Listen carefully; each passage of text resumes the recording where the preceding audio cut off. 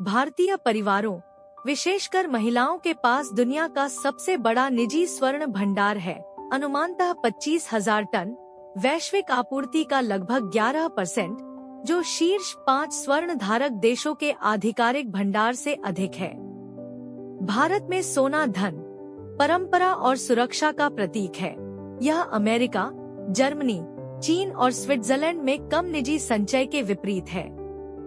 सोना आरबीआई और अन्य केंद्रीय बैंकों के विदेशी मुद्रा भंडार का एक प्रमुख घटक है, जो किसी देश की आर्थिक मजबूती के लिए अत्यंत महत्वपूर्ण है। वैश्विक मांग और कीमतें बढ़ रही हैं।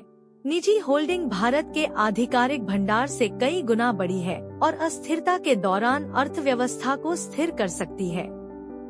सोने के आभूषण सदियों पुरानी परंपरा है, लेकिन घरों में अनुत्पादक रूप से संग्रहित सोना निष्क्रिय पूंजी है। इस विशाल निजी सोने का उपयोग अर्थव्यवस्था को महत्वपूर्ण रूप से बढ़ावा दे सकता है। सोने का मूल्य लगभग 3.5 लाख रुपए करोड़ पिछले 25 वर्षों में प्राप्त विदेशी निवेश का 3 गुना है।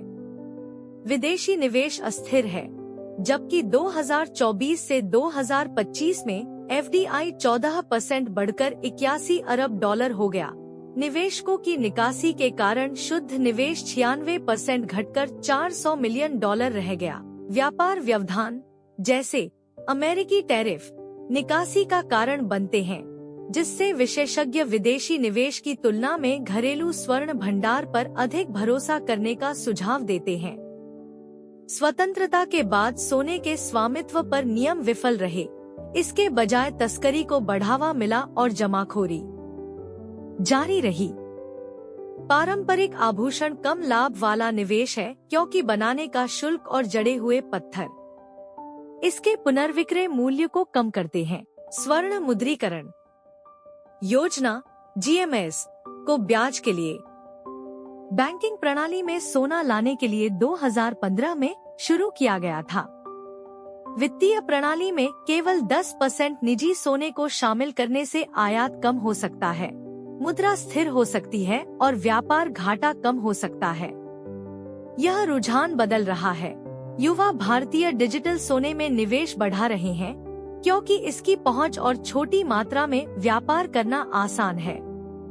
आरबीआई अपने पोर्टफोलियो में विविधता लाने और अमेरिकी डॉलर पर निर्भरता कम करने के लिए अपने आधिकारिक स्वर्ण भंडार को बढ़ा रहा है।